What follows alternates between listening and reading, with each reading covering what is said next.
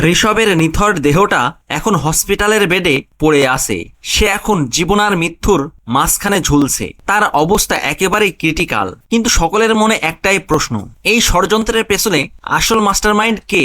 কে পান আর দুধের গ্লাসের মধ্যে বিষ মিশিয়েছিল? সেই শয়তানটা আসলে কে? এই বিষয়টা জানার জন্য কৌশিক ও স্বয়ম্ভু ঋষভদের বাড়িতে গিয়ে তদন্ত শুরু করে।